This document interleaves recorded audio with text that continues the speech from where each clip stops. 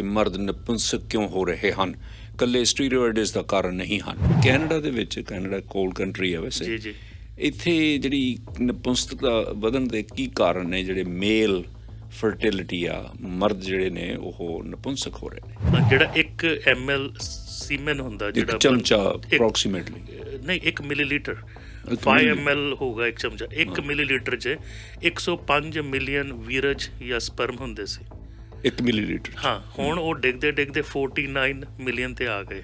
ਪਰ ਬਹੁਤੇ ਬੱਚਿਆਂ ਦੇ ਐਟ ਬਰਥ ਹੁੰਦੇ ਆ, ਕਈਆਂ ਦੇ 6 ਮਹੀਨੇ ਤੱਕ ਆਪੇ ਡ੍ਰੌਪ ਹੋ ਜਾਂਦੇ ਆ।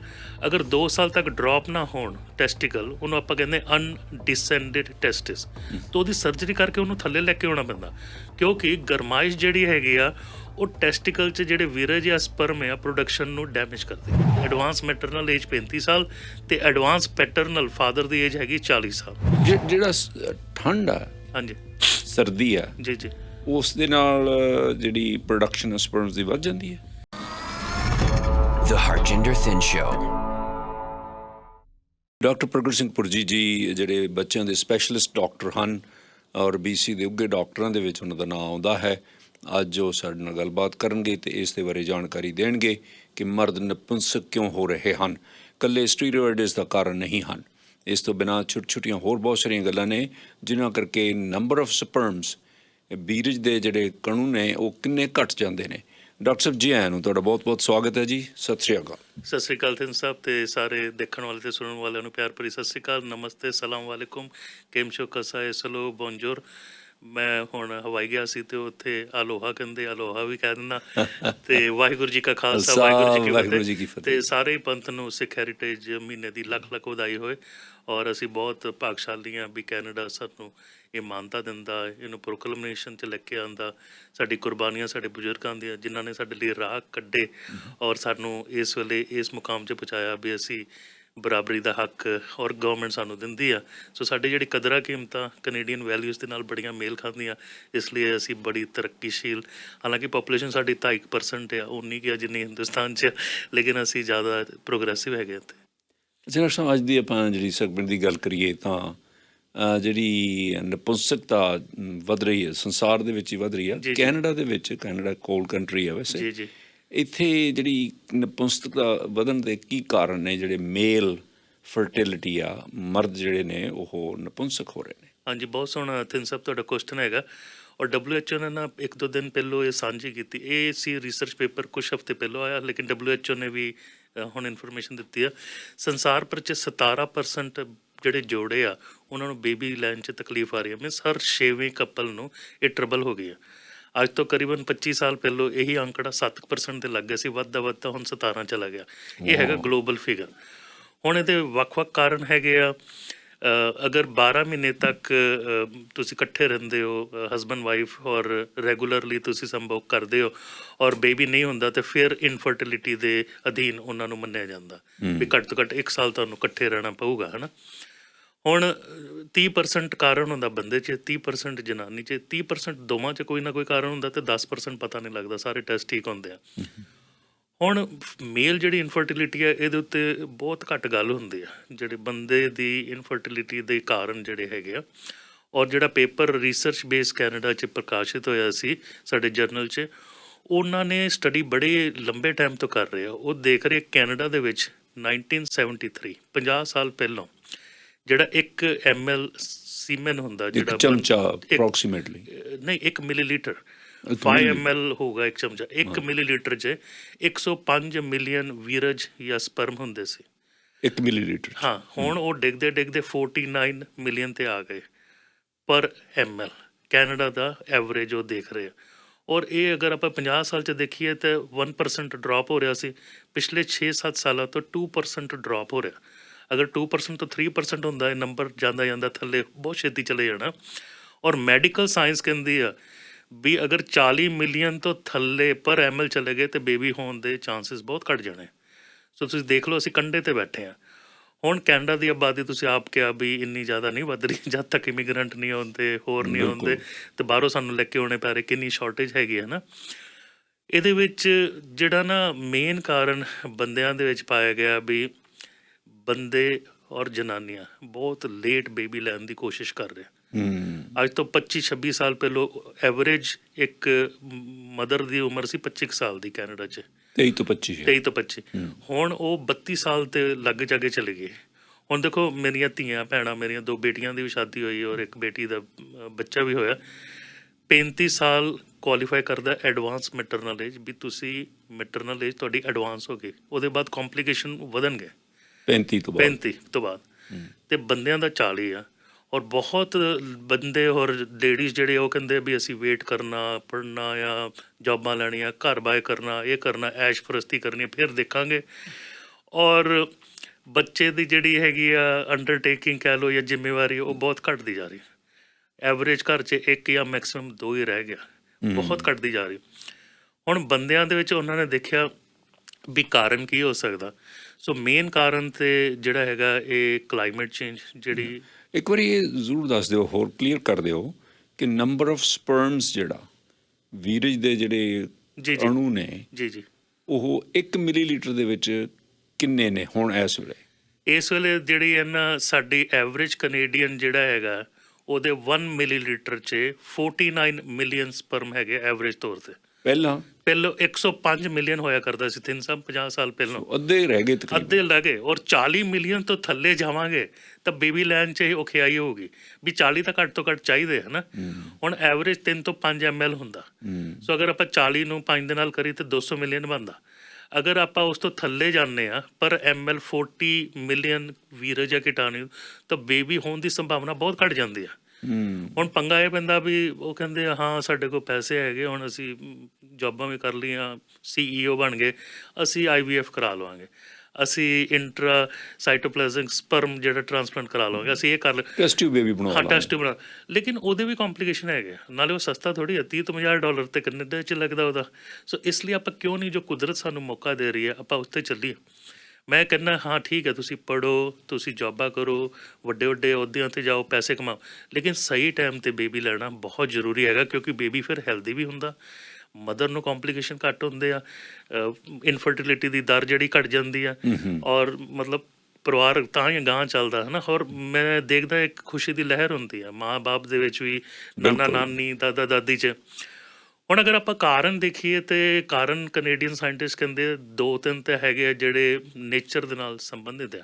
ਇੱਕ ਤਾਂ ਗਲੋਬਲ ਵਾਰਮਿੰਗ ਜਿਹੜੀ ਹੈਗੀ ਆ ਪਿਛਲੇ ਜਿਹੜੇ 6-7 ਸਾਲ ਤੇ ਵੱਧਦਾ ਜਾ ਰਿਹਾ, ਉਹ ਡਾਇਰੈਕਟ ਇਫੈਕਟ ਹੈ ਉੱਥੇ ਆ।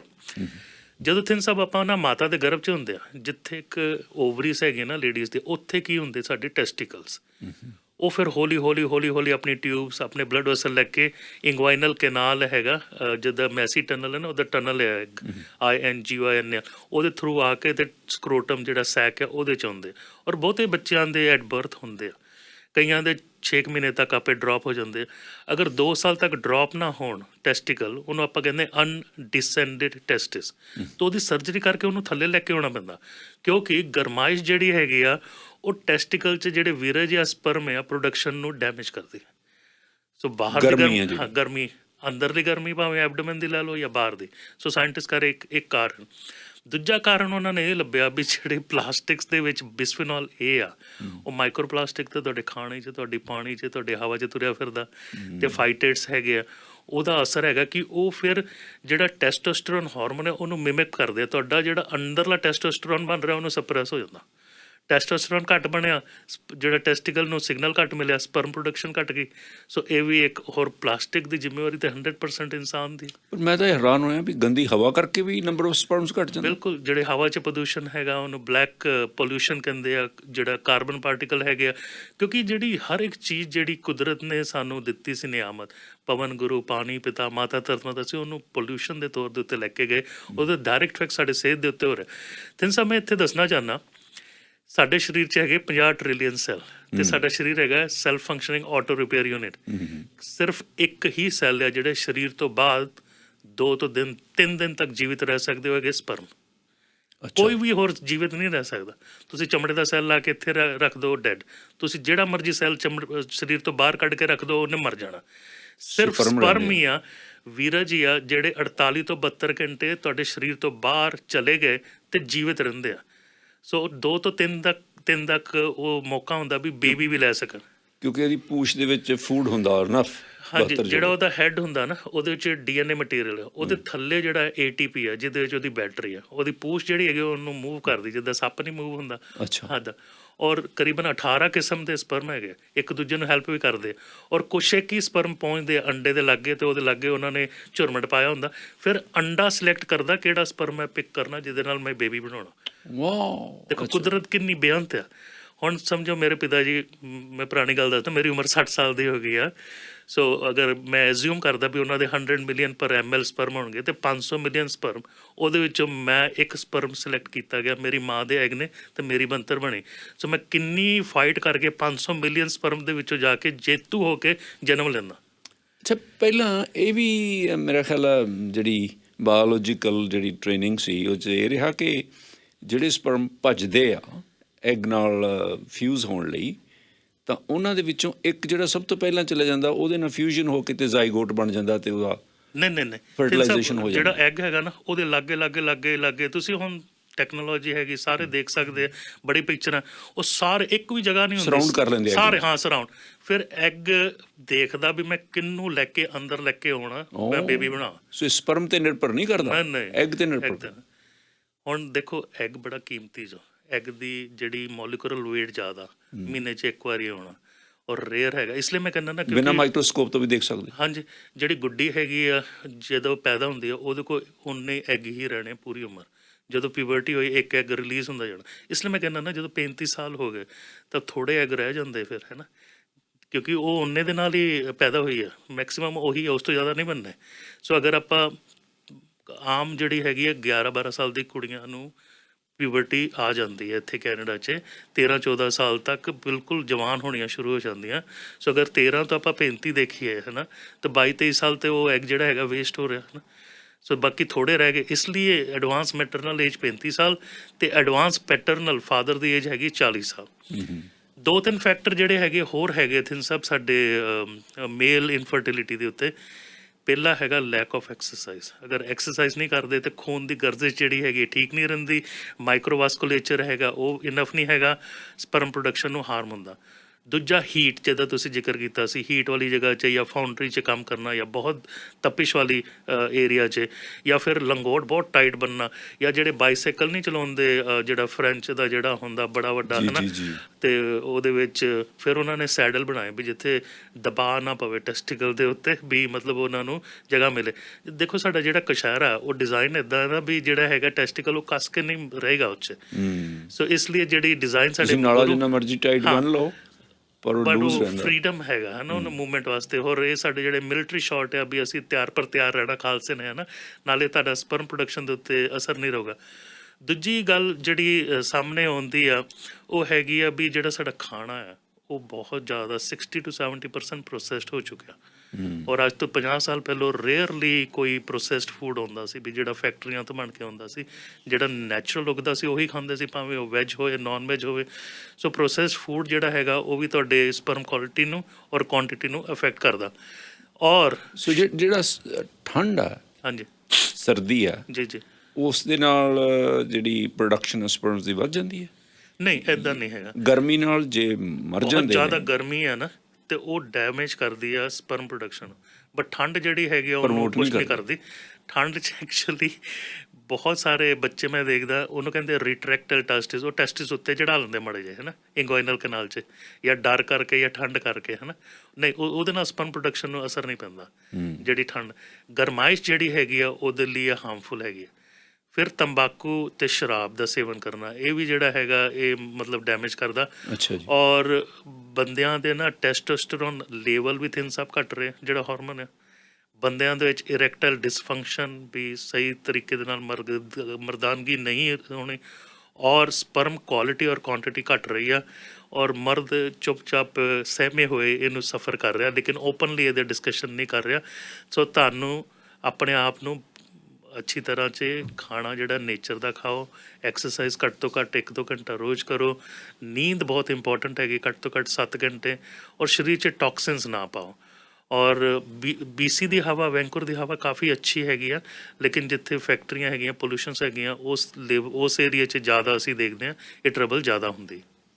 ਸੋ ਜਿਹੜੀ ਨੀਂਦ ਹੈ ਉਹ ਸਪਰਮ ਪ੍ਰੋਡਕਸ਼ਨ ਦੇ ਵਿੱਚ ਵੀ ਕੰਮ ਕਰਦੀ ਹੈ? ਬਿਲਕੁਲ, ਜਿਹੜੇ ਸਾਡੇ 7 ਘੰਟੇ ਅਗਰ ਨੀਂਦ ਠੀਕ ਨਾ ਹੋਏ, ਅਗਰ ਇੱਕ ਹਫਤਾ ਵੀ 5 ਘੰਟੇ ਹੋ ਜਾਏ ਤਾਂ ਟੈਸਟੋਸਟੇਰੋਨ ਲੈਵਲ ਡ੍ਰੌਪ ਹੋਣਾ ਸ਼ੁਰੂ ਹੋ ਜਾਂਦਾ। ਅਗਰ ਇਦਾਂ ਹੀ ਚੱਲਦਾ ਰਹੇ 1 ਸਾਲ 3 ਸਾਲ ਤਾਂ ਉਹ ਬੰਦਾ 10 ਸਾਲ ਬੁਢਾਪੇ ਵੱਲ ਚਲਾ ਜਾਂਦਾ, ਏਜਡ ਹੋ ਜਾਂਦਾ। ਦੇਖਦੇ ਹਾਂ ਵੀ ਨੀਂਦ ਵੈਰੀ ਇੰਪੋਰਟੈਂਟ ਹੈ, 7 ਘੰਟੇ, ਔਰ ਖਿੰਡ ਵੀ ਨਾ ਹੋਵੇ, ਬ੍ਰੋਕਨ ਸਲੀਪ ਨਾ ਹੋਵੇ। ਡਾਕਟਰ ਸਾਹਿਬ ਬਹੁਤ ਬਹੁਤ ਤੁਹਾਡੀ ਮਿਹਰਬਾਨੀ, ਬਹੁਤ ਸ਼ੁਕਰੀਆ। ਆਪਾਂ ਫਿਰ ਗੱਲਬਾਤ ਕਰਾਂਗੇ ਇਸ ਤੋਂ ਬਾਅਦ। ਅੱਜ ਦੀ ਇਹ ਤੁਹਾਡੀ ਬਹੁਤ ਗੁੱਡ ਇਨਫੋਰਮੇਸ਼ਨ ਸੀ, ਵੀ ਤਾਂ ਸਾਡੇ ਸੁਣਨ ਵਾਲਿਆਂ ਦੇ ਕੰਮ ਆਏਗੀ। ਸ਼ੁਕਰੀਆ, ਬਹੁਤ ਬਹੁਤ ਧੰਨਵਾਦ। ਔਰ ਸਾਰੇ ਸਮੂਹ ਖਾਲਸਾ ਜਗਤ ਨੂੰ ਫਿਰ ਸਿੱਖ ਹੈਰੀਟੇਜ ਮਹੀਨੇ ਦੀ ਲੱਖ ਲੱਖ ਵਧਾਈਆਂ। 22 ਤਰੀਕ ਨੂੰ ਨਗਰ ਕੀਰਤਨ ਹੈਗਾ, ਮੈਨੂੰ ਲੱਗਦਾ ਵੀ ਇਸ ਵੇਲੇ ਰਿਕਾਰਡ ਬ੍ਰੇਕਿੰਗ ਹੋਊਗਾ। ਸਾਰੇ ਆ ਕੇ ਗੁਰੂ ਦੀ ਅਸੀਸਾਂ ਤੇ ਦਰਸ਼ਨ ਕਰਿਓ। ਫਿਰ ਮਿਲਾਂਗੇ। ਵਾਹਿਗੁਰੂ ਜੀ ਕਾ ਖਾਲਸਾ, ਵਾਹਿਗੁਰੂ ਜੀ ਕੀ ਫਤਿਹ।